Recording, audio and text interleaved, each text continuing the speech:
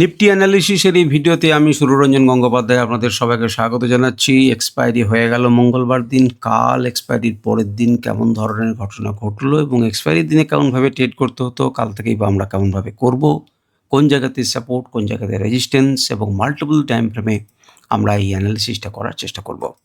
তো চলুন ভিডিওটা শুরু করি। প্রথমেই একটা ডিসক্লেমার আপনাদেরকে দিয়ে রাখি যে আমি কোনো সেবি রেজিস্টার্ড অ্যানালিস্ট নই। নিজের মতো করে অ্যানালিসিস করছি, আপনারা শুনুন, বুঝুন।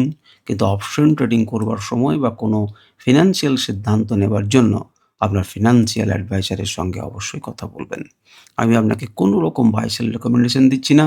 এটা অ্যানালিসিস, আমার নিজস্ব মতামত। মার্কেট 24,000-এর উপরে থেকেছে এবং 24,500-কে ছুঁতে চেয়েও কিন্তু তার উপরে সে থাকতে পারেনি। মার্কেট সেখান থেকে নিচে নেমেছে। 31 পয়েন্ট পর্যন্ত মার্কেট কি করেছে, সামান্যখানি নিচে নেমেছে, কিন্তু 400-র নিচেই কিন্তু ক্লোজ করলো, বা মোটামুটি বলতে পারেন 400 কাছাকাছি। কোথায় সাপোর্ট, কোথায় রেজিস্ট্যান্স, আজকে সারাদিনে যদি আপনি দেখেন তাহলে বলতে পারেন যে 200 পয়েন্টের মতো মুভ বা ডেলি রেঞ্জ কিন্তু নিফটির রয়েছে। আপনারা চার্টে সেটা দেখতে পাচ্ছেন। প্রথমে উপর দিকে সামান্য খুলেছিল, কিন্তু সেটা ধরে রাখতে পারেনি। মার্কেট কিন্তু সেসব 31 পয়েন্ট পর্যন্ত নিচে নেমেছে। এক এক করে আমরা একটু দেখে নিই। মান্থলি ক্যান্ডেল বেশ মাথা উঁচু করে ওঠানোর চেষ্টা করছে, আপাতত ভালো লাগছে। যদি আপনি উইকলি ক্যান্ডেলে যান তাহলে মনে হচ্ছে যে আমার নীল দাগ দুটো এবার বোধহয় একটু বাড়ানোর সময় এসেছে। নীল দাগ দুটি যেটির মধ্যে মার্কেট এই মুহূর্তে রয়েছে, আগের সপ্তাহে সেটাকে ভাঙতে পারছিল না। এ সপ্তাহে এটিকে প্রথমে চেঞ্জ করি, কারণ একটু চেঞ্জ হয়ে গেল। আমরা আঁকবো, কারণ এটিকে আগে বন্ধ করি, তারপর এটিকে টেনে নিই।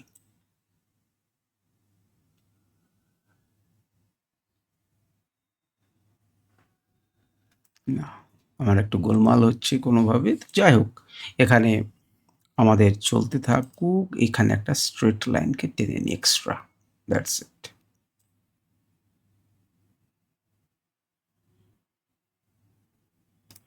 এভাবে আমি একটা ওভারল্যাপ করা জায়গাকে টেনে রাখলাম যাতে আমাদের সুবিধা হয়। আর একটি এখানে লাইন আমাদের দরকার, এই টেনে নিলাম। তাহলে আপনারা দেখতে পাচ্ছেন যে মার্কেটে কেন এখানে ধাক্কা খেয়েছে। এই জায়গাটা কিন্তু পেরোতে পারছে না, কারণ এখানে রেজিস্ট্যান্স অলরেডি আমাদের রয়েছে। এটাকে ভেঙেছে, একে ছুঁতে পারেনি, কিন্তু মার্কেট এখানে রেজিস্ট্যান্স ফেস করছে। তাহলে এক কথায় আপনাকে কি বলতে হবে, 24,450-কে যতক্ষণ না পেরিয়ে ক্লোজ দেবে ততক্ষণ কিন্তু কি আমি উপরের দিকে চিন্তা ভাবনা করবেন না। এখানে কিন্তু একবার সাপোর্ট নিয়েছে, একবার রেজিস্ট্যান্স ফেস করেছে, মার্কেট কিন্তু নিচের দিকে নামিয়েছে। এবারে কিন্তু খুব ধীরে ধীরে উপর দিকে তোলার চেষ্টা করেছে। এখানে কিন্তু আজকের দিনের জন্য রেজিস্ট্যান্স ফেস করলো। এখন দেখার হচ্ছে এই সপ্তাহে এটির ওপরে ওঠে কি ওঠে না। এটুকু আমরা বুঝলাম যে আমাদের কিন্তু এখানে একটা রেজিস্ট্যান্স ছিল। এবারে চলে আসুন ডেলি ক্যান্ডেলে। ডেলি ক্যান্ডেলকে দেখলে পরেই মনে হবে যে তাকিয়ে দেখুন, উপরে ক্লোজ করেছিল, তাহলে আমাদের নেক্সট লেভেলের দায়িত্ব, সেই নেক্সট লেভেল পৌঁছে গেছে এবং সেখানেই রেজিস্ট্যান্স ফেস করে মার্কেট কিন্তু নিচের দিকে এসে, নিচের দিকে আপনাকে কে সাপোর্ট দিচ্ছে, নিচের দিকে সাপোর্ট দিচ্ছে আমাদের আরেকটি লেভেল। তাহলে এর মধ্যে মার্কেট দাঁড়িয়ে রয়েছে।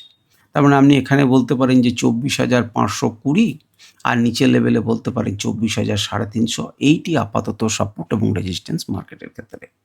যে লেভেলটিকে আমরা চিন্তা করছিলাম এবং গত 3-4 দিন থেকে আমি অ্যানালিসিস কয়েকদিন থেকে আমি দিইনি, তো আপনারা তাকিয়ে দেখেছেন মার্কেট যদি নিচে আসে তাহলে এই পর্যন্ত কিন্তু আসতে পারে, এবং এই পর্যন্ত এলে পরে এই লেভেল কিন্তু হচ্ছে 24,250।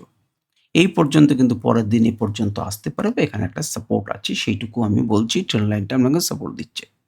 মার্কেট যদি উপরের দিকে যেতে চাই তাহলে 24,650, 670, 75 পর্যন্ত একটি লেভেল আছে যেখানে ধাক্কা খাবে।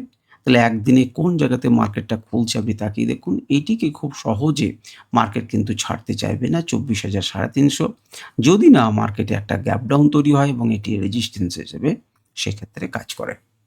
তো আপাতত ডেলি টাইম ফ্রেমে আপনারা দেখতে পেলেন। এবারে চলে আসুন 1 ঘন্টা টাইম ফ্রেমে। যদি 1 ঘন্টা টাইম ফ্রেমে যদি আপনি দেখেন তাহলে দেখবেন একটা স্ট্রেট লাইন বরাবর কাজ করছে। একটি সুন্দর লাইন বরাবর কাজ করছিল মাল্টিপল টাইমে এটাকে ঠেকার চেষ্টা করেছে। শেষ পর্যন্ত কিন্তু আজকে ব্রেক করেছে এবং নিচের দিকে এসেছে। সুতরাং আপনি খুব পরিষ্কারভাবে বুঝতে পারছেন এই ট্রেন্ড লাইনটা আমাদের গুরুত্বপূর্ণ ছিল, এবং এই ট্রেন্ড লাইনটাকে যদি আমরা এঁকে রাখতে পারতাম তাহলে আমাদের কিন্তু কাজ দিত এবং আজকে যখন ব্রেক করার পরে রিটেস্ট করেছে তারপর সুন্দরভাবে মার্কেট নিচে এসেছে। আমি ১ ঘন্টা টাইম ফ্রেমটাকে একটু বড় করে আপনাদেরকে দেখানোর চেষ্টা করছি। এই একই গল্প কিন্তু সেনসেক্সেও ঘটেছে। সেনসেক্সের অ্যানালিসিস আমি আপলোড করব আপনাদের কোনো না কোনো সময়ে। আজকেই সেক্ষেত্রে আপনারা দেখতে পাবেন যে একই রকম গল্প কিন্তু এখানে ছিল। আপনি তাকিয়ে দেখতে পাচ্ছেন যে এই জায়গাটাতে মার্কেট কি করেছিল, একটা সাপোর্ট নিয়ে মার্কেট উপরে ওঠার চেষ্টা করেছে। এই জায়গাটাতে একটা ধাক্কা খেয়েছে, আপনি দেখতে পেয়েছেন ১ম এ ধাক্কা খেয়েছে। তো আজকের দিনে মার্কেট সেখান থেকে সাপোর্ট নিয়ে গেছে। এই বড় ক্যান্ডেলটি বলল যে, "না আমি ভাঙলাম।" এখানে কি করল? সে লেভেলকে রিটেস্ট করল এবং তারপর কিন্তু মার্কেট সুতরাং ১ ঘন্টা টাইম ফ্রেমও আপনারা দেখতে পেলেন। এবারে আমাদের যে লেভেলগুলো ছিল সেই লেভেলগুলোকে তাকিয়ে দেখুন। তাহলে আপনি কোথায় রেজিস্ট্যান্স ছিল আপনার কাছে কিন্তু অনায়াসে থাকার কথা। দেখুন ২৪,৫২৫ ঠিক সেই রকম জায়গাতেই ৫৩০ থেকে ধাক্কা খেয়ে মার্কেট কিন্তু নিচে নেমেছে। আমাদের পুরোপুরি গ্যাপ আপ হয়েছে আগে এবং এখান থেকে সাপোর্ট নিয়ে মার্কেট গেছিল। এই জায়গাটা অপূর্ণ ছিল সেটাকে পূরণ করল এবং মার্কেট নিচে নেমে এল। এখান থেকে নেক্সট লেভেলে তাকে যেতে হবে কিন্তু মাঝে একদিন সময় নিয়ে সে গেল এবং তারপর সেখান থেকে পড়ে গেল। সুতরাং আমরা দেখতে পাচ্ছেন ১ ঘন্টা টাইম ফ্রেমে একটি ট্রেন্ড লাইনকে যদি আমরা টেনে রাখতাম তাহলে হতো। এখন মার্কেটে আমাদের সাপোর্ট এবং রেজিস্ট্যান্স বলতে গেলে পরে ২৫০ বাই যেটি বললাম ৩০০, ৩৭০, ৮০ পর্যন্ত এখানে আপাতত সাপোর্ট রয়েছে। মার্কেট কাল খুলছে কোথায় তাকিয়ে দেখুন। এই লেভেলের উপরে না নিচে। ক্যান্ডেলে যেমন করে আঁকা রয়েছে তেমনি করে আঁকার চেষ্টা করুন এবং মার্কেটকে দেখার চেষ্টা করুন, আপনাদের উপকার হবে। যদি আমরা নিফটিকে দেখি ১৫ মিনিটে, সেখানেও আমরা কি দেখলাম?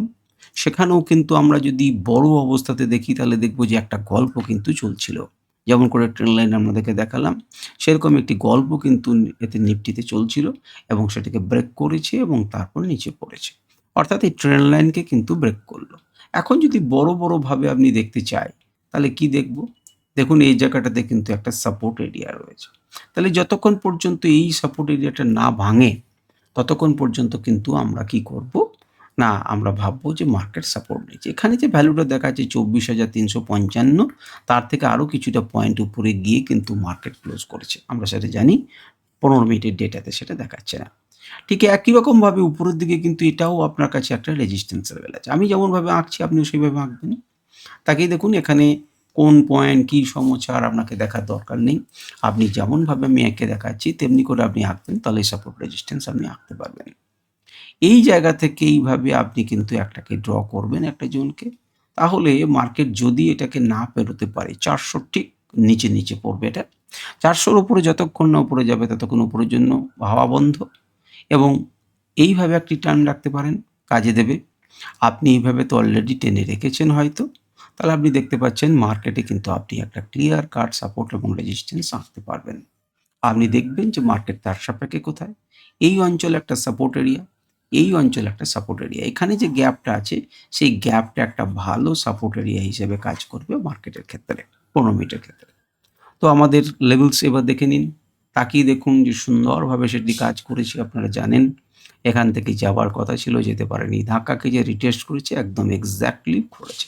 এইজন্য আমি আপনাদেরকে দেখাচ্ছিলাম না। যদি আপনাদের কাছে পুরনো ডেটা থেকে থাকে যেহেতু অ্যানালিসিস দিয়ে দিয়ে আপনারা দেখতে পেয়েছেন। এবারে যদি এর নিচে নামে ২৪,৩৫৫ এর নিচে যদি ক্লোজ হয় তাহলে আমরা পরের লেভেল পর্যন্ত অর্থাৎ ২২০ ২৩০, ৪০ পর্যন্ত কিন্তু আমরা আশা করতে পারি। ১৯০ এখানে কিন্তু একটা ভালো সাপোর্ট এরিয়া আছে। আবার প্রাইস অ্যাকশন অনুযায়ী যদি আপনি দেখেন যেখানে যে গ্যাপটা রয়েছে সেই গ্যাপটারই মিডল পয়েন্ট পর্যন্ত বা কাছাকাছি এরিয়াটা কি হবে?